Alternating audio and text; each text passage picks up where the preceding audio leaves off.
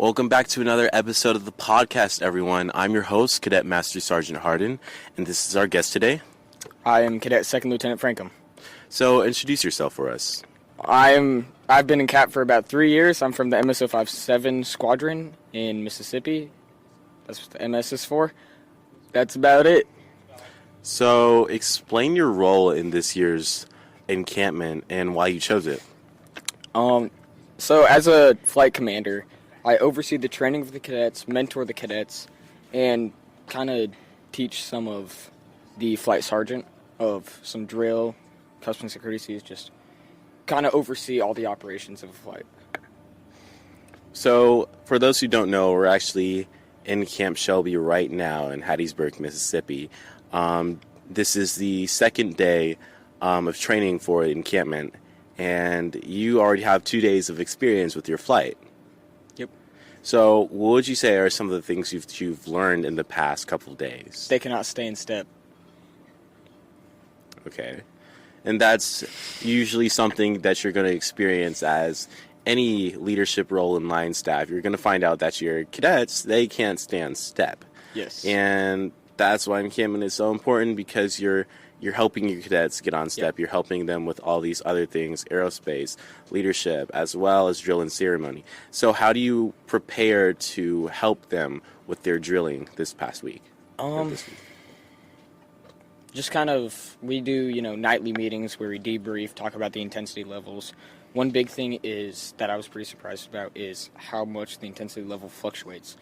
We started training day 0 at like a level 9 to 11 intensity, right? But then that was too much. We had many cadets wanting to go home. So we had to lower it, like half it. It was crazy, the second day. So I thought that was pretty interesting, how much you have to fluctuate it to actually be able to train cadets properly. Yeah, I remember my basic year. It was like I really wasn't prepared for the intensity, and I was like, dude, I don't know if I'm going to make it. And then like the next day or next couple of days, it was like, oh, this isn't so bad. But it kind of went up and down every once in a while. But I think it really depends on the activity that you're doing. For sure. I feel like drilling has way more intensity than classroom activities do during the day. Things like that. For sure. So what would you say are one of the key responsibilities or the key skills that a flight commander needs? Communication is probably the biggest skill that you will need if you are a flight commander.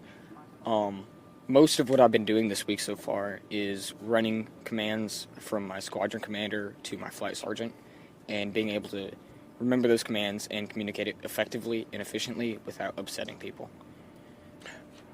All right. Your personal opinion, what would you say is one of the benefits of being a flight commander compared to being a flight sergeant? You get a little bit more flexibility. We do a lot more work than flight sergeants a lot. So we have, sometimes people are more flexible with us, right? For example, today, all 3 flight commanders were just done. We were all pretty upset about how things were going. So we were all like, hey, let's go to the ORTC building, the barracks. Let's just chill out for a bit. And normally as a flight sergeant, you can't do that, but as a flight commander, you can. So you're saying flight commanders have a little bit more downtime than flight sergeants do because they have to watch they have to be with the basics all day long. Yeah. Okay. Any other notes you want to say about encampment? Any other experiences that you've had that's like extremely unique or you didn't think that you'd have this week? A cadet lost his pants. I'm not 100% sure how you lose your shorts, but that was pretty interesting. Shorts are understandable. If they're ABU... Yeah, but it was the shorts that they were wearing.